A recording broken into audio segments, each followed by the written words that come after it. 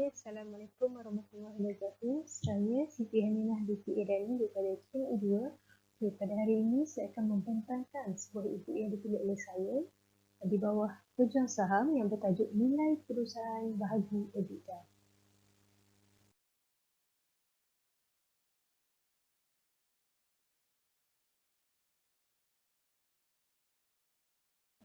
Alhamdulillah, dengan syukur dan izin Allah Ta'ala, saya berjaya menyiapkan ibu ini yang telah saya ambil masa lebih daripada 1 bulan untuk siapkan dengan mencari maklumat-maklumat yang sahih daripada sumber-sumber seperti daripada TradingView sendiri, daripada bursa saham sendiri, dan juga saya ingin mengucapkan terima kasih kepada Prof.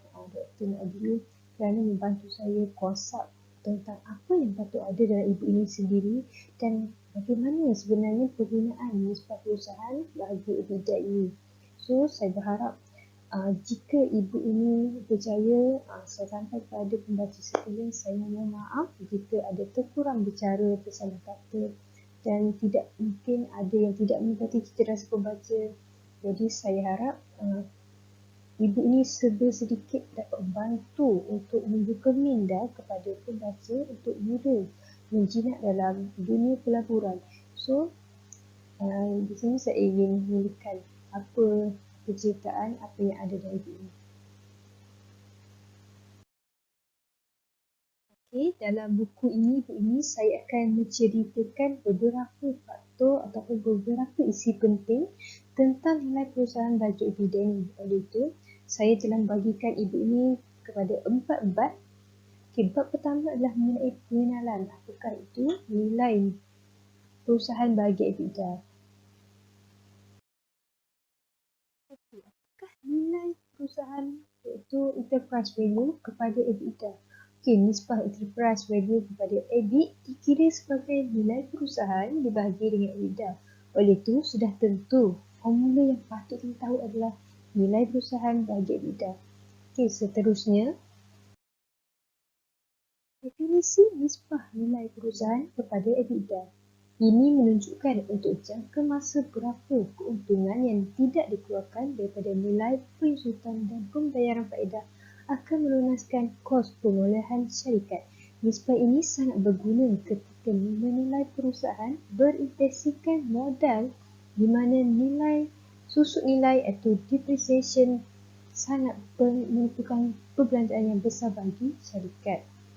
So, pelabur strategi umumnya menganggap syarikat yang mempunyai nilai EV bahagi EBITDA ini yang di mana nilai di bawah 6, mereka menganggap murah, tetapi oleh kerana ini adalah penilaian yang relatif, maka kita perlu membandingkan dengan syarikat yang mana syarikat ini berada di bawah sektor yang sama ataupun industri yang sama. So, barulah kita dapat pastikan yang mana satu lebih okey. Tapi sebahagian pakar yang lain pula berkata bahawa nilai di bawah 10 dianggap normal. Namun, untuk membandingkan nilai ini, mereka juga bersetuju pendapat yang tadi bahawa untuk bandingkan, kita perlu membandingkan di antara dua company yang di bawah sektor yang sama. Apakah pula definisi nilai perusahaan sendiri?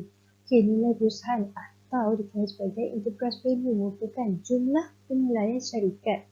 So, enterprise value ini digunakan sebagai alternatif yang lebih baik untuk permodelan pasaran. Nilai yang dikira sebagai nilai perusahaan ini dianggap lebih baik daripada permodelan pasaran kerana dikira dengan menambahkan komponen penting kepada nilai permodelan pasaran. So, oleh itu kita tahulah formula asas untuk mengira EV, sebab tadi kita tahu formula untuk kira nilai perusahaan bagi EBITDA, tapi formula asas untuk kira EV itu sendiri adalah permodelan pasaran tambah dengan hutang tunggak ataupun dikenali sebagai debt outstanding debt tambah dengan monetary faedah tambah dengan saham keutamaan iaitu preferred share tolak dengan tunai dan setara tunai iaitu cash and cash equivalent. Seterusnya, sebagai contoh untuk company untuk seorang pelabur untuk pilih antara dua company contohnya company A ni dia mempunyai mempunyai pemulihan pasaran sebanyak $10 juta tanpa hutang, manakala company B dia mempunyai pemulihan pasaran yang sama dan hutang sebanyak $5. Okey, antara company A dan company B ni sudah tentu company A mempunyai pemulihan pasaran yang lebih baik kerana tanpa hutang. Okey. Apakah itu definisi EBITDA? EBITDA ini adalah singkatan bagi pendapatan sebelum faedah, cukai, susut nilai dan juga pelunasan. So, kebiasaannya EBITDA ni dia akan digunakan sebagai salah satu faktor untuk kita ukur nilai keuntungan profit suatu company lah. So, EBITDA ni dia juga adalah salah satu indikator yang para pelabur gunakan untuk memilih ataupun mengenal pasti syarikat yang lebih untung. So, formula bagi EBITDA iaitu EBITDA bersamaan dengan keuntungan operasi tambah susut nilai tambah dengan pelunasan. Ataupun EBITDA juga kita boleh kira melalui EBITDA sama dengan pendapatan tolak perbelanjaan tidak termasuk cukai, faedah, susut nilai dan pelunasan. Okay,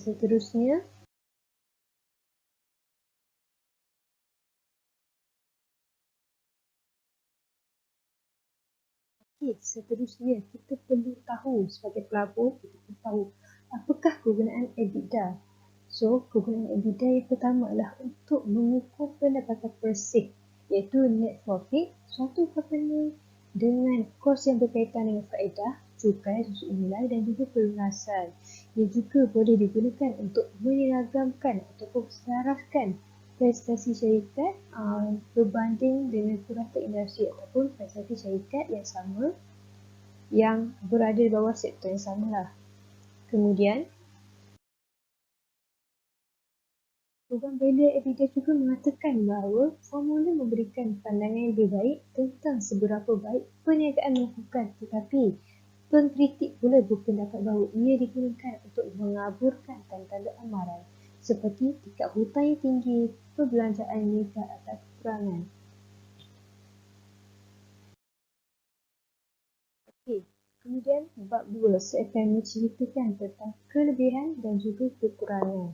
Okey, kelebihan EBITDA yang pertama digunakan untuk bandingkan keuntungan ni. Tadi saya dah sebut sebelum ni.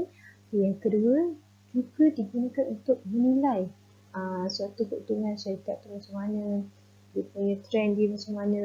Dan yang ketiga dapat mencantikkan keuntungan syarikat. Yang keempat dapat menolong pelabur membuat perbandingan antara instrumen pelaburan yang lain. Itu indikator yang lain lah. Kelebihan menggunakan EBITDA dijelaskan. Okay. Secara teori, EBITDA sama dengan price earning ratio, iaitu perkara yang lebih baik menilai nisbah EBITDA ini adalah tidak seperti price earning ratio. Ia adalah struktur modal yang neutral, ia juga mengurangkan risiko. Risiko ini sangat penting ya. Mengurangkan risiko pemulik ubah yang dipengaruhi oleh pelaburan modal dan pemulik ubah pembiayaan lain. So, EBITDA juga dia akan mewakili nilai aliran tunai suatu syarikat yang dihasilkan oleh operasi berterusan. Dia juga EBITDA ni dapat tunjukkan betapa menariknya syarikat ini dari segi dia punya cara pembelian berprestasi untuk bakal pelabur sebab melalui EBITDA ni kita dapat tahu prestasi suatu syarikat itu sendiri. Okey. Kekurangan EBITDA. Dia ni terdapat rekod kewangan yang tidak sesuai, tidak peka dengan faktor pemilihan sebenar. Yang ketiga, penggunaan EBITDA ini kadang-kadang boleh memelirukan. Yang keempat, mungkin akan menggunakan manipulasi bagi pelabur lah.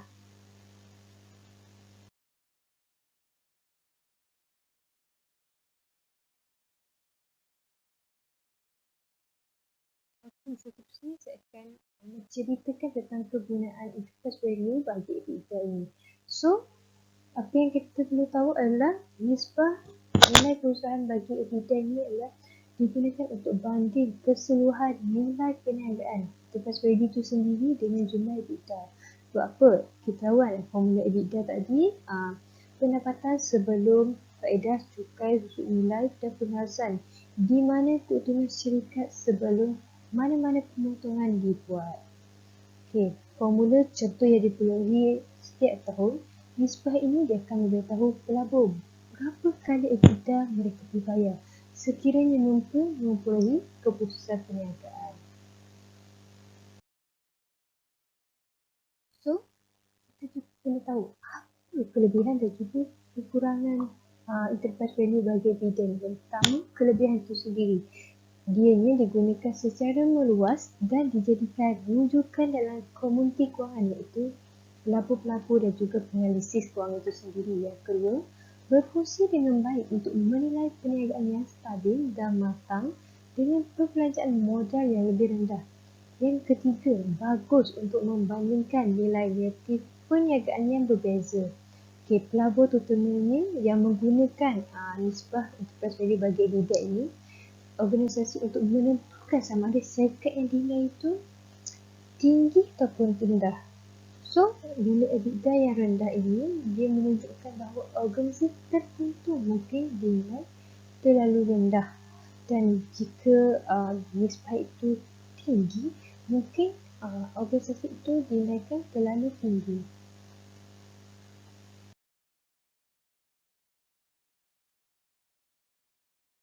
Seterusnya saya akan menerangkan tentang kekurangan itu sendiri. Kekurangan nisbah enterprise value divided by EBITDA adalah nisbah yang berguna yang berada di atas teknik tradisional lain yang serupa dengannya. Walau bagaimanapun, ia mempunyai kekurangan tertentu yang perlu kita sebagai pelabur ini tahu sebelum kita gunakan. Pertama, EBITDA sebenarnya mungkin adalah ukuran bukan GOAP yang memungkinkan lebih banyak pertimbangan mengenai apa yang ada dan juga apa yang tidak ada dalam perniagaan ini.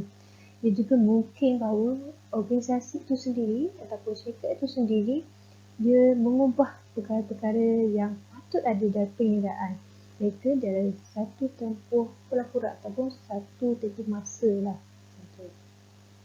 Kemudian kekurangan yang lain juga mungkin syarikat ini tidak mengambil kira perbelanjaan modal cara pengira, cara untuk mengira perbelanjaan modal iaitu capital expenditure. So, mungkin formula panduan ini menunjukkan cara mengira perbelanjaan modal iaitu capital expenditure tadi dengan memperoleh formula capital expenditure daripada penyata pendapatan dan juga kunci kira permodalan dan pengalisi kewangan. So, nisbah ini juga sukar disesuaikan untuk kadar pertumbuhan yang berbeza. Maksudnya, nisbah ini kita tak boleh guna untuk syarikat yang berada di dalam sektor yang berbeza. Contoh, kalau kita nak guna ni sesuai untuk Maxis dan juga Selcom sebab dua-dua bawah sektor komunikasi. Seterusnya saya akan menceritakan isi kandungan di mana kita perlu tahu sektor yang manakah sesuai untuk kita gunakan penilaian ini, iaitu enterprise value bagi nilai EBITDA. Oleh itu, kita kena tahu bahawa enterprise value bagi EBITDA ini sesuai untuk digunakan di mana sektor ataupun industri itu dia berinvestasikan modal. Contohnya sektor minyak dan gas, automobil, keluli, simen, ataupun sektor tenaga atau utility. Walau bagaimanapun, nisbah nilai perusahaan bagi dividen tidak sesuai untuk digunakan dalam company yang mempunyai cash flow negatif. Seterusnya bab ketiga iaitu tentang langkah-langkah kita gunakan enterprise value bagi dividen.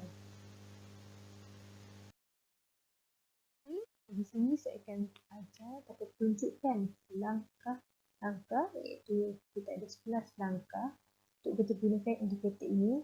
Langkah pertama, kita boleh buka di mana-mana laman yang kita inginkan. Contohnya sama ada Google, Safari ataupun Mozilla.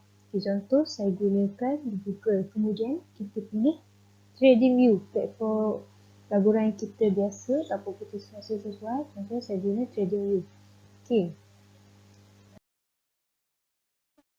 Kita pilih mana-mana syarikat. Yang ni bukan untuk pilih untuk labur, tapi just pilih secara random macam tu je sebab kita nak tekan kepada carta berciri penuh iaitu di langkah ketiga. Lepas kita pilih syarikat yang tadi tu, dia akan keluar button carta berciri penuh.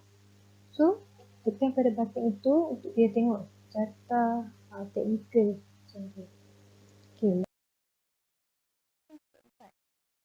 Setelah graf macam ini keluar, okay, dekat bawah itu kita akan nampak filter.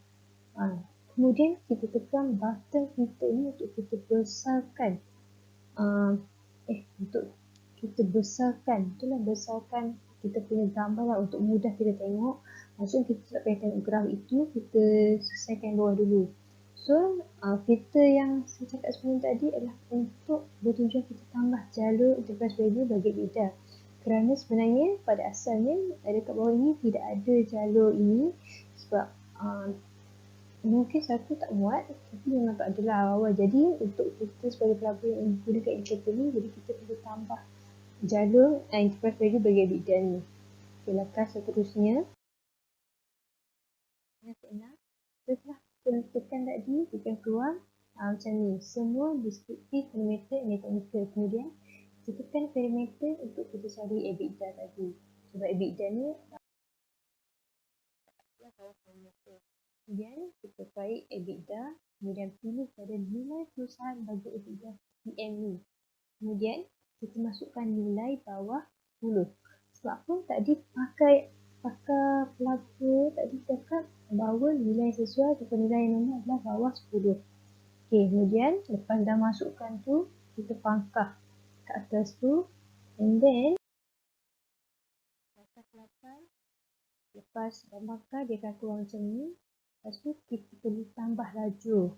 Sebab pada asalnya yang kita dapat tengok sekarang ni adalah dia tak ada laju. Maksudnya ada akhir, perubahan, volume, nilai pasaran, PE, EPS, pekerja, sektor, tapi tak ada EV bahagi dengan EBITDA yang kita nak tadi. Okay, lepas tu kita tambah pada tekan 3 button yang persediaan laju ni.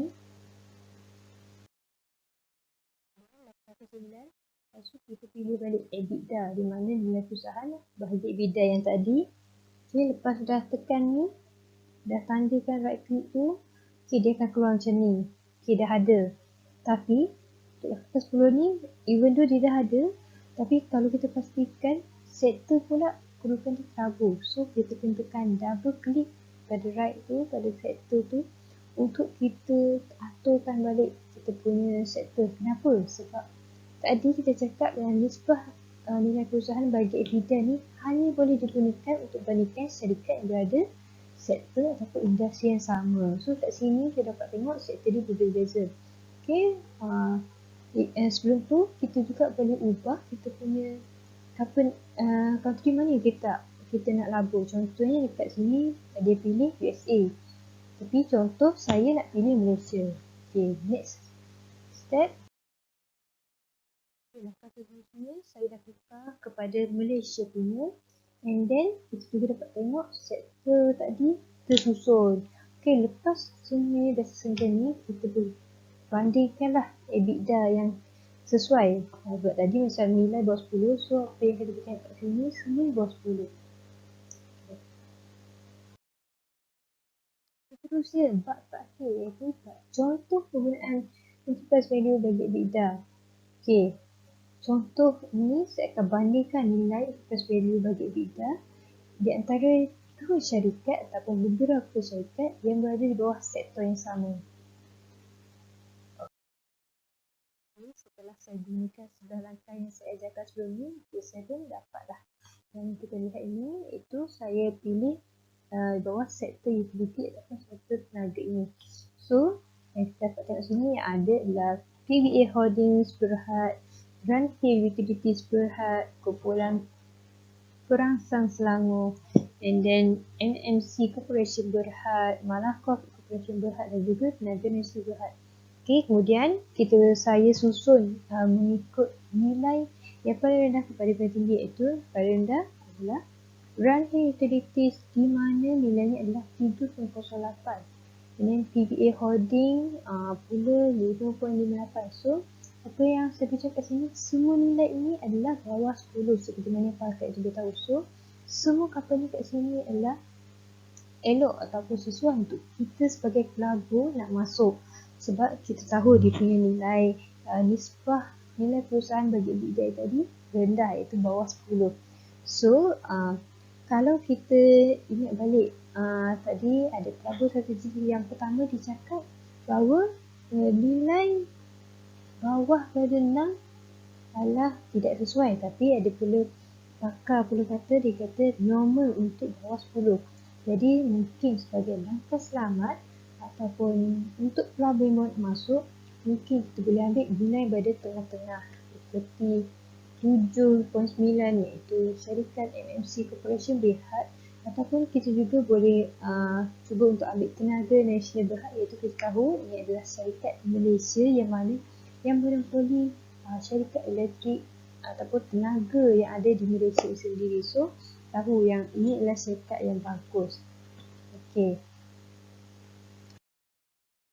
So, kesimpulan tentang ini bahagian EBITDA ni. Nisbah ini adalah penting dan digunakan secara meluas untuk menganalisis nilai perusahaan suatu company itu sendiri. So, metrik ini telah berjaya menyelesaikan masalah yang dihadapi semasa menggunakan metrik tradisional seperti nisbah PE.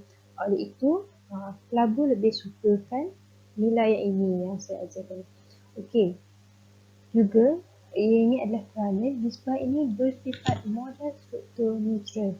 Ianya digunakan secara efektif, iaitu berkesan untuk kita bandingkan antara organisasi dengan tentang leverage yang berbeza yang tidak mungkin berlaku dalam hal nisbah yang sederhana. Okey, sekian saja daripada saya. Terima kasih. Harap ibu saya ini dapat sebesar sedikit membantu para pelabur untuk mula berjaya dalam pelaburan. Terima kasih.